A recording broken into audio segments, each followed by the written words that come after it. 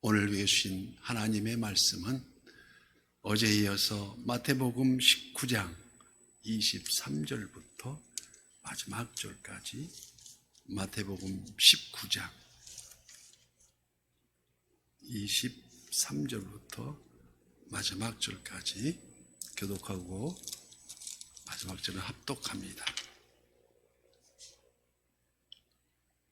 23절부터입니다. 19장.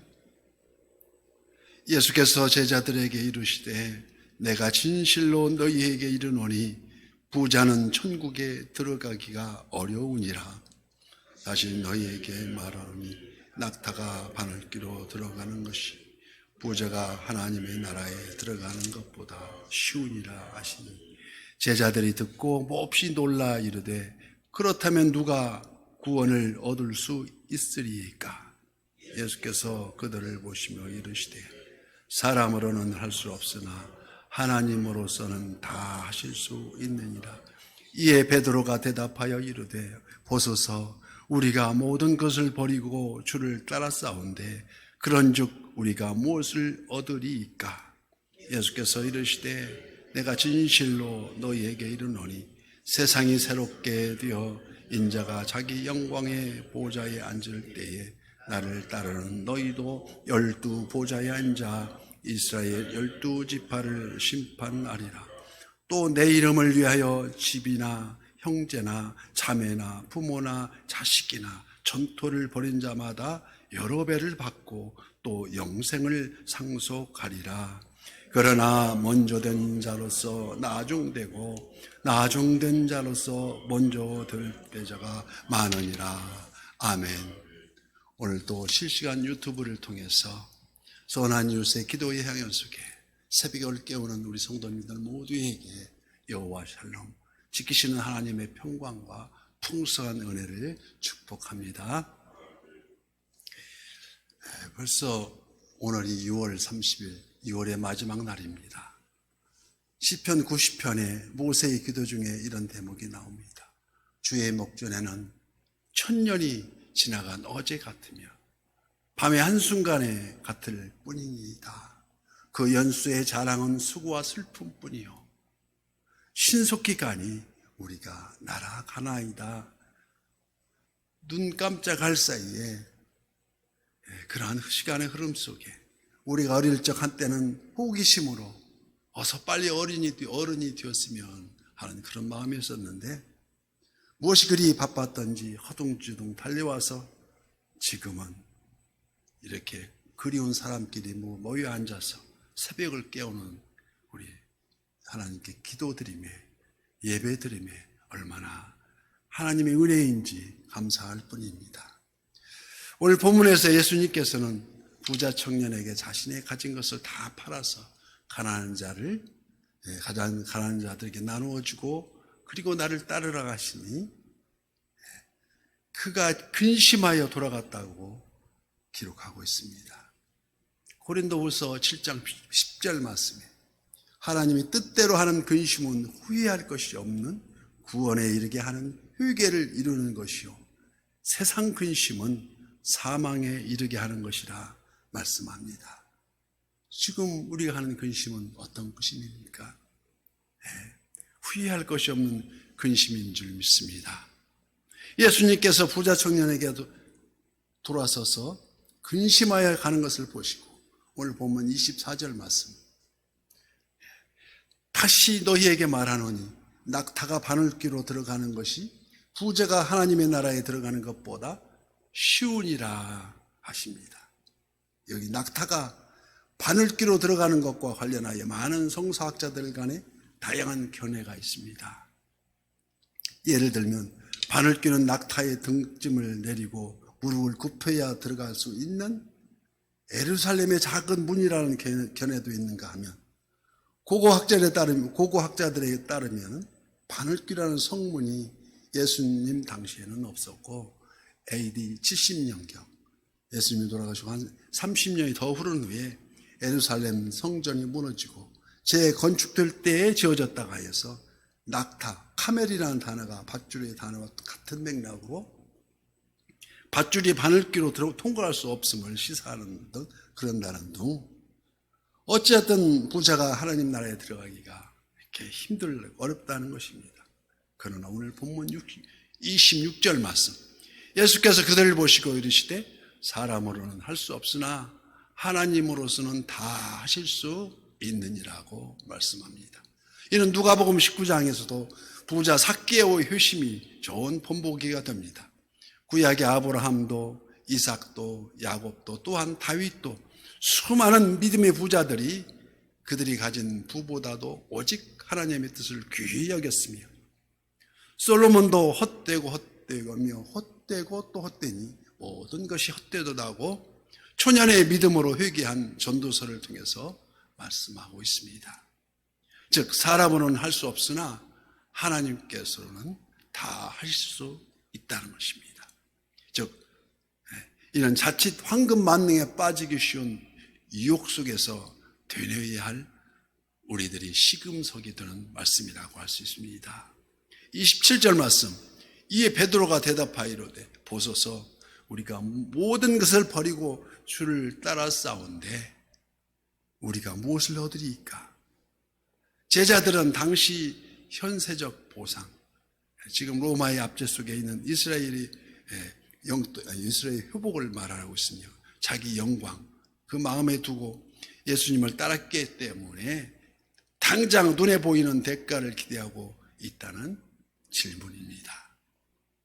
처음 예수님께서 제자들을 향해서 나를 따르라며 부르실 때 바로 그때 그들은 환경과 조건을 따지지 않고 다 고기 잡던 배와 그물 등을 모든 걸 버리고 우리 주님을 따라 나섰습니다.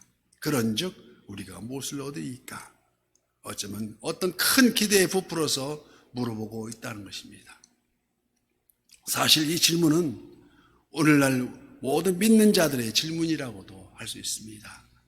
진정 내가 이 믿음이 올바른 것인지, 다른 어떤 것보다 예수님을 더욱 최우선적으로 사랑하고 있는데 그런즉 우리가 무엇을 얻으리까 하고, 이에 대하여 28절은 대답 말씀하고 계십니다.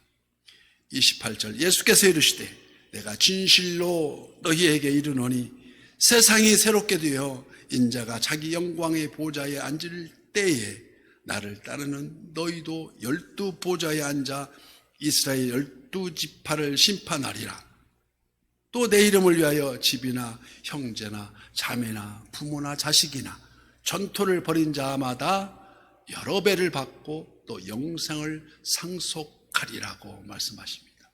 여기 세상이 새롭게 되어라 하면 우리가 새벽마다 신앙으로 고백하는 우리 사도신경에 거기로부터 살아있는 자와 죽은 자를 심판하러 오시리라는 그 말씀과 같이 우리 주님의 재림을 가리킵니다.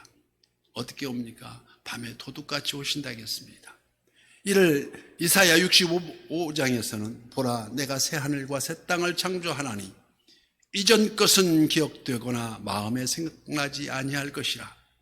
그리하여서 누가복음 22장에 이르러서 너희로 내 나라에 있어 내 상에서 먹고 마시며 또 보좌에 앉아 이스라엘 12지파를 다스리게 하려 하노라고 말씀하십니다. 이는 바로 영광의 보좌의 특권과 지배권을 주시겠다는 우리 주님의 약속의 말씀이십니다. 그러면 우리는 지금 주님을 따르는 성도들은 어떻게 할까요? 골로새서 3장 4절 말씀, 우리 생명이신 그리스도께서 나타나실 그때에 너희도 그와 함께 영광 중에 나타나리라고 말씀하십니다. 영광 중에 나타나리라. 이것이 첫째 보상이며, 둘째는 하나님의 나라를 위하여 누가복음 18장 현세의 여러 배를 받고 내세의 영생을 받지 못할 자가 없느니라. 즉 예수 구원의 복음 전파를 위하여 천국 본향을 향한 구원의 열차 운행에 최선을 다하여 일하는 것보다 더 귀하고 가치 있는 것은 없다는 것입니다. 그럼에도 불구하고 이러한 본문을 통해서 우리가 깨닫게 되는 진리는 어떤 겁니까? 첫째, 인간의 구원으로는 스스로의 힘과 능력으로 되는 것이 아니라 하나님의 주권적 은혜와 결과라는 것입니다. 스가랴 4장 6절 말씀에도 만군의 여호와께서 말씀하시되 이는 힘으로 되지 아니하며 능력으로 되지 아니하고 오직 나의 영으로 되는 것이니라. 따라서 자신의 무능력을 인정하고 겸손히 하나님을 의지하는 자가 복되다는 것입니다. 그래서 성령에 의하지 아니하고는 누구든지 예수를 주라 시인할 수 없다는 결론을 얻게 된다는 것입니다. 둘째로 예수 그리스도와 하나님의 나라를 위해서 세상의 모든 것을 포기하고 심지어 자기 목숨까지도 버리는 자는 장차 그리스도와 더불어 왕노릇 할 수 있는 세상의 어느 것들과도 감히 비교할 수도 없는 영광을 누리게 된다는 말씀이십니다. 이에 대하여 오늘 본문 30절 말씀에 그러나 먼저 된 자로서 나를 나중된 자로서 먼저 될 자가 많으니라고 말씀하십니다. 이는 실상 포도원 품꾼 비유의 결론과 같은 것으로서 마태복음 20장 16절 말씀과 기인할 때 바리새인들은 하나님 나라의 영생을 자신들의 선행이나 율법 강령의 실천 결과로 얻을 수 있다고 굳게 믿었지만 모든 율법의 완성자로 오신 우리 주님께서 단호하게 거부하시며 은혜 아니면 살아갈 수 없다고 나로 말미암지 않고는 아버지께로 올 자가 없느니라고 말씀하시면서 오직 이길 뿐임을 말씀하십니다. 그래서 응당 자신들이 하나님 나라에 먼저 들 것으로 의심치 않았던 제자들에게 나중될 가능성이 많다는 사실을 주지시켜 주고 있다는 것입니다. 하나님 나라의 소열은 결코 인간의 노력이나 공적인 비리, 공적에 비리하는 것이 아니라 명백히 이 사실을 밝혀주고 있습니다. 나중된 자로서 먼저 될 자가 많으니라. 다만 은혜 받는 자로서 마땅한 반응으로 순종과 봉사가 있을 뿐, 따라서 이 순종은 은혜에 대한 감사이기 때문이라는 것입니다. 그래서 오직 한 일, 즉 뒤에 있는 것은 잊어버리고 앞에 있는 것을 잡으려고 표대를 향하여 그리스도 예수 안에서 하나님의 위에서 부르신 부림의 상을 위하여 오늘도 달려가노라고 사도 바울은 말하고 있습니다. 오늘도 새벽을 깨우면서 그리스도 예수 안에서 기도의 문을 여시고 표대를 향하여 달려가는 저와 우리 선한 이웃의 모든 지체가 되시기를 예수님 이름으로 축복합니다.